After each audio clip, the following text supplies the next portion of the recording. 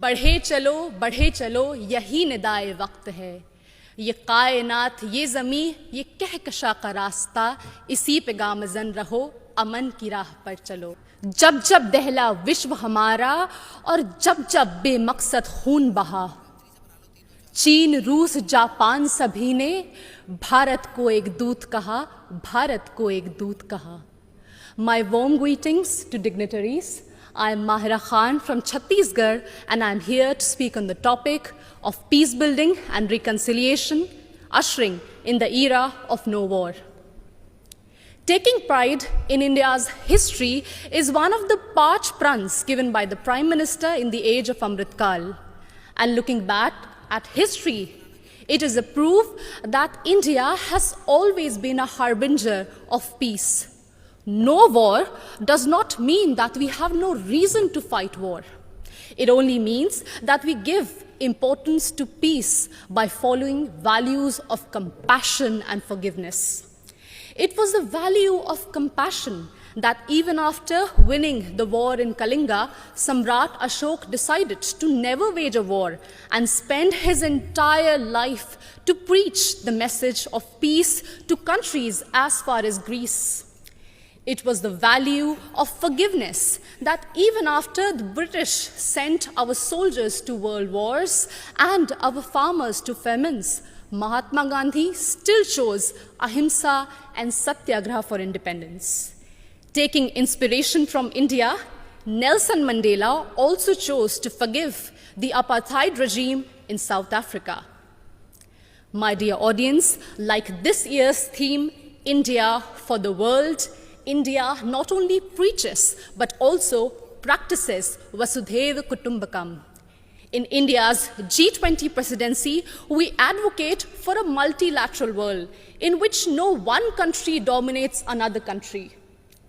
When China dominated Indo-Pacific, India rushed to help and support ASEAN countries. It acted east. When Sri Lanka needed loans, India was the first to give assurance to IMF. It showed that we believed in neighborhood first. And when Turkey, Syria were hit by deadly earthquakes, India rushed for their aid. It showed our brotherhood. Remember, in 1945, after testing the first atomic bomb, Oppenheimer quoted from Bhagavad Gita, "Now I have become death, the destroyer of worlds." And soon after that, the bombings in Hiroshima and Nagasaki, it was proved that the world does not need a war for peace, but it only needs one war, and that is the war against war itself, exactly what Mahatma Gandhi used to preach. हमें युद्ध के खिलाफ एक वास्तविक युद्ध की जरूरत है. And that's why all of us need to unite for one single cause, our planet Earth. The conflicts in West Asia, Africa, and the constant quest for world dominance between USA and China are doing no good for sustainable and equitable development. And this is worse even in the post-COVID era, something which we cannot afford. And in this circumstance, the world looks at India to find peaceful negotiation and conciliation in the midst of Russian-Ukraine war.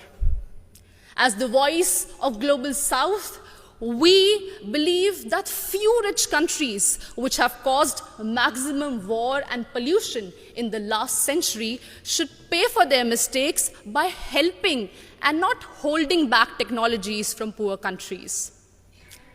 I understand that we might be divided by borders, but we believe that our culture, sports, and ideas could unite us. And in this condition, the world looks at International Solar Alliance for an equitable solution to green energy transition. Our jawar, bajra, and ragi are being celebrated as superfoods in the world today. And the world looks at Ayush for a healthy lifestyle. My dear audience, when one youth from Naxal-affected area of Abujmar in Chhattisgarh can strive and participate in international football, it inspires so many of us to strive for a home that is free of conflict and full of opportunities and growth. In each of us lies immense ability to solve any internal or external conflicts through peace, passion, and compassion. बढ़े चलो यही निदाए वक्त है, ये कायनात ये ज़मी ये कहकशा का रास्ता, इसी पे गामज़न रहो, अमन की राह पर चलो. Thank you so much.